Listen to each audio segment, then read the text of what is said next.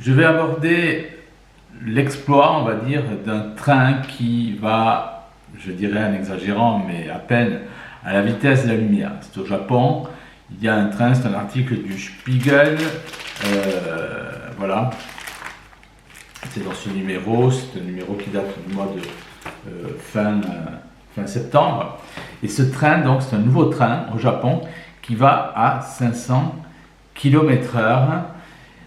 Je vais vous expliquer pourquoi c'est très important, parce que ça renvoie cette nouvelle technologie qu'on présente comme une nouvelle technologie et qui, à mon sens, n'en est pas une. C'est ce que je vais démontrer dans ce court exposé qui reprend en fait tout simplement les connaissances d'il y a plusieurs siècles. Et ça, c'est très important pour un catholique de le dire, parce qu'autrement, c'est toujours pareil.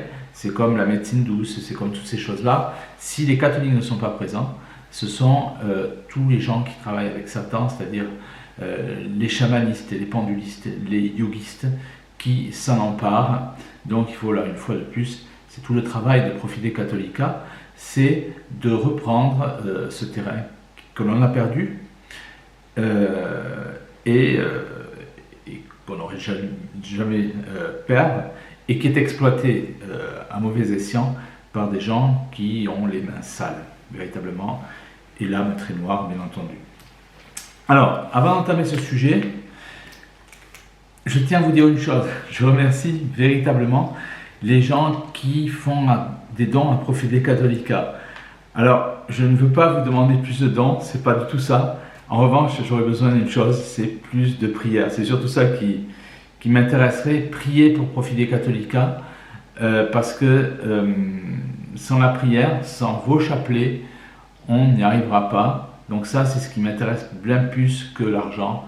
Ce sont vos prières, parce que c'est tout ce qui, c'est tout ce qui permet d'intercéder avec notre Seigneur et notre très sainte Mère, la très sainte Vierge Marie.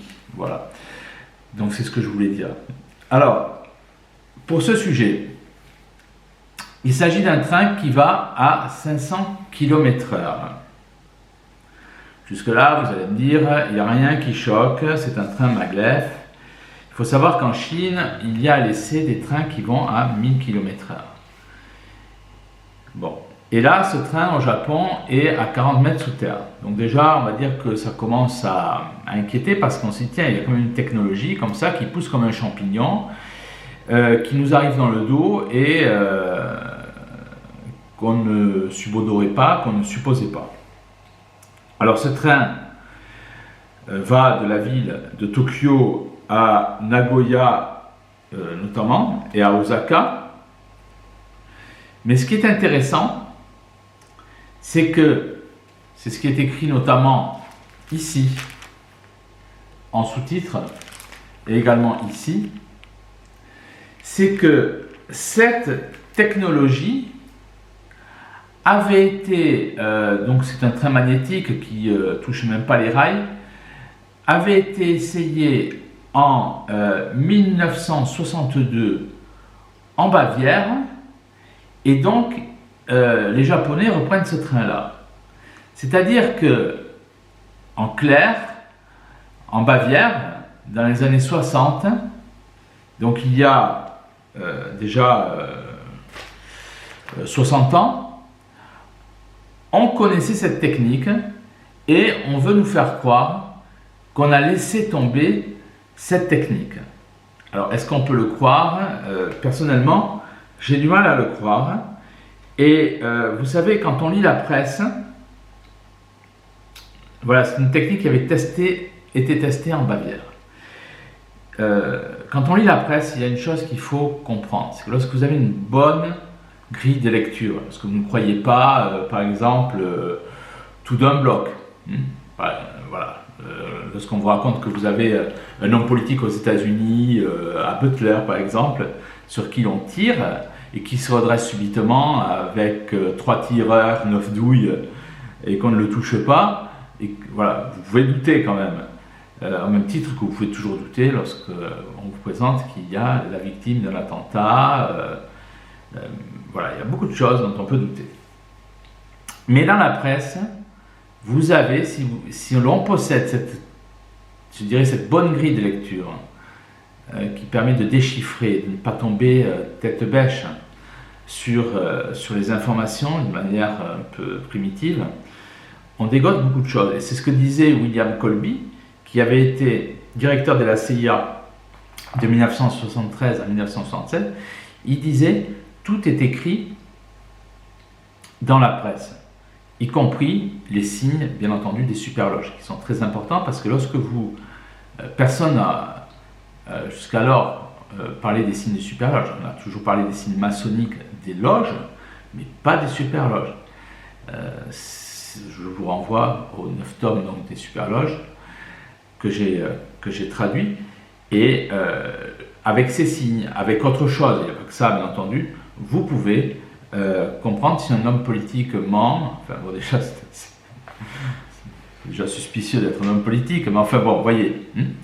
Lorsque vous avez un homme politique qui, comme ça s'est passé en Italie, qui brandit le chapelet et qui dit voilà, il faut donner les noms de tous les francs-maçons qui travaillent, enfin, qui veulent faire de la politique ou je ne sais quoi.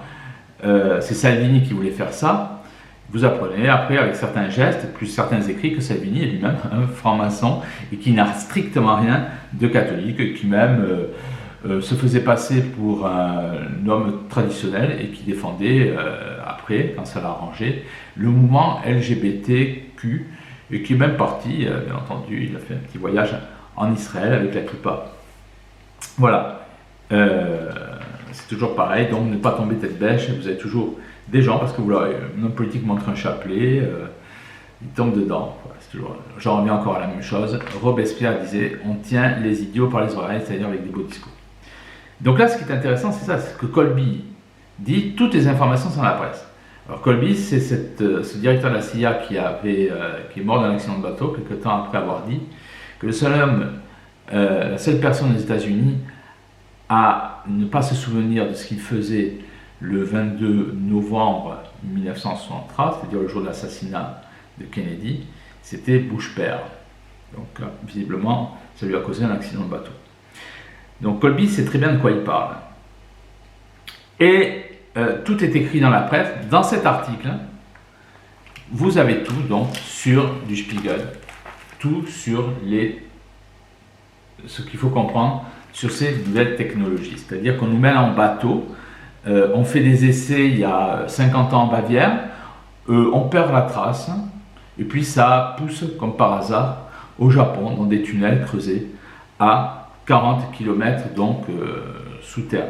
C'est à peine croyable, pour ma part, donc c'est complètement donc voilà, c'est une source de réflexion. Et de quelle réflexion? C'est comme ça qu'il faut comprendre les choses, et c'est pour ça que je vous cite Colby. En 1893, vous avez l'exposition universelle de Chicago. Vous avez des centaines d'ampoules qui sont éclairées sans fil. Ça renvoie encore une fois aux expériences de Tesla sur la conduction de l'électricité sans fil.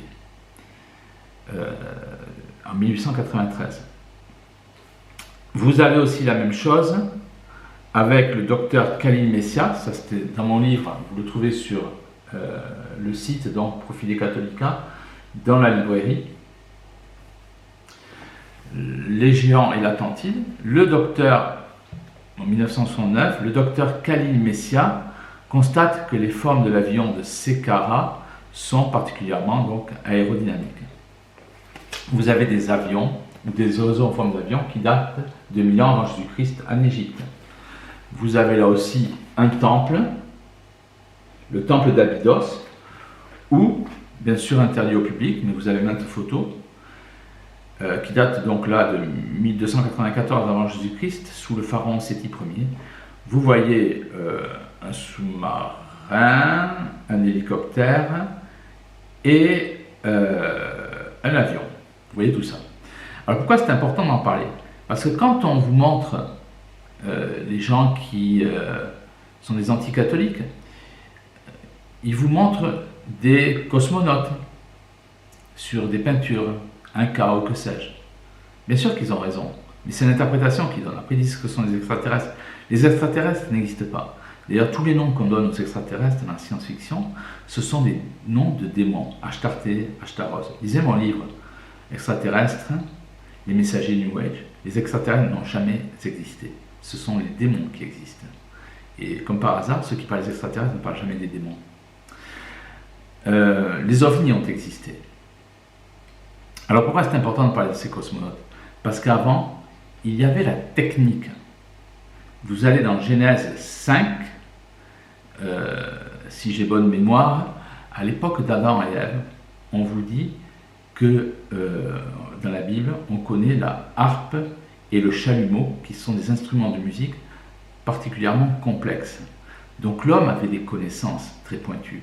Dans ce livre, vous avez aussi, je parle du père Crespi. L'Équateur avait sorti un timbre sur lui, donc c'est pas quelqu'un qui est borderline, c'est pour dire cela. Le Vatican, quoi que l'on en pense, avait voulu donc le sanctifier. Et le père Crespi, donc, qui est un père missionnaire en Équateur, sort des plaques de souterrain, plaques en or, où l'on voit des Incas scruter le ciel. Sur ces plaques en or, donc des gravures, des Incas monter des dinosaures et des Incas faire des trépanations du cerveau. Toute la technologie d'avant est une technologie extrêmement avancée.